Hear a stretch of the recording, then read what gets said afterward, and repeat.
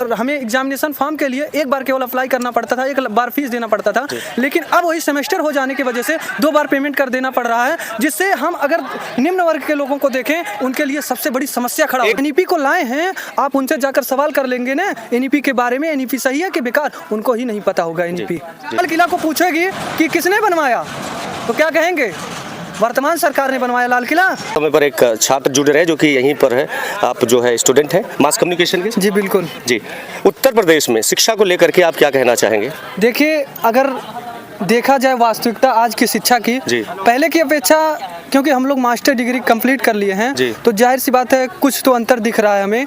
पहले क्या था कि हम लोग शिक्षा को बहुत आसानी से 1 साल 12 महीना यानी कि लगता था कंप्लीट हो जाता था कोर्स, लेकिन आज एक नई तरह से शिक्षा बढ़ाई दे रही है। यूजीसी एनईपी ला रही है, एनईपी के तहत हमें जो शिक्षा 1 साल में यानी कि ग्रेजुएशन की 3 साल कर लेना चाहिए, 4 साल लग रहा है। और 4 साल के बाद वहीं अगर बात करें पैसे की तो आप देख रहे हैं कि जहां हमें एग्जामिनेशन फॉर्म के लिए एक बार केवल अप्लाई करना पड़ता था, एक बार फीस देना पड़ता था, लेकिन अब वही सेमेस्टर हो जाने की वजह से 2 बार पेमेंट कर देना पड़ रहा है, जिससे हम अगर निम्न वर्ग के लोगों को देखें उनके लिए सबसे बड़ी समस्या खड़ा हो जाए। एक सवाल मैं टोकना चाहूंगा कि पहले, क्योंकि आप दोनों कंपैरिजन कर रहे हैं पास्ट की और प्रेजेंट की, तो अगर पूछा जाए गुणवत्ता को लेकर के, शिक्षा की गुणवत्ता में क्या इस समय पर गुणवत्ता शिक्षा की बढ़ी है? हमें तो नहीं लग रहा है कोई अंतर दिख रहा है, उससे खराबी ही दिख रहा है। जी, जो सेमेस्टर वाला मतलब चल रहा है, ये सेमेस्टर तो आप सबके लिए हेल्पफुल भी है?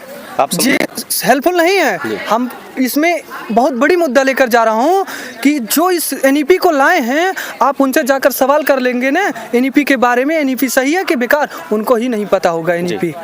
एनईपी इतनी खराब शिक्षा है, हम इसको सपोर्ट नहीं करेंगे। जी, उत्तर प्रदेश इलाहाबाद बोर्ड जो कि काफ़ी लंबे समय से अपनी मतलब शिक्षा के लिए बहुत ज़्यादा विख्यात था, हालांकि उसको भी पूरी तरह से चेंज कर दिया गया। अब अगर आप बुक्स को देखें इस समय पर जो चलाई जा रही हैं, खास करके जो स्कूलों में 9th हाई स्कूल 10th ये जो इंटर लेवल का, उसके बारे में आप क्या कहना चाहें? उसमें भी तो परिवर्तन कर दिया गया, पूरा सीबीएसई पैटर्न लागू कर दिया जा रहा है। देखिए, आप भी तो पढ़े लिखे हैं, आप भी जानकारी होगा, और वर्तमान में जो कि आप अपने घर में बच्चों को बुक देख ही रहे होंगे, तो अंतर देखिए।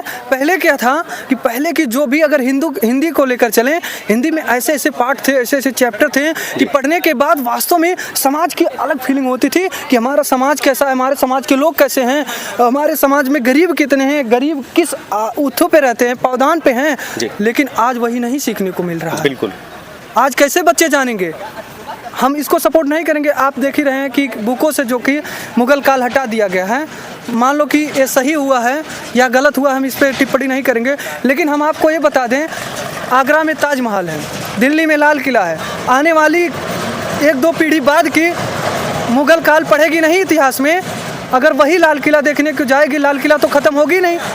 अगर वही लाल किला देखने जाएगी तो लाल किला को पूछेगी कि किसने बनवाया तो क्या कहेंगे? वर्तमान सरकार ने बनवाया लाल किला, मुगल काल ने बनवाया, तो पूछेगा कि क्यों हमें बुकों में नहीं मिल रहा है इतने बड़े जो कि लाल किला को। आइए, बहुत सारे लोग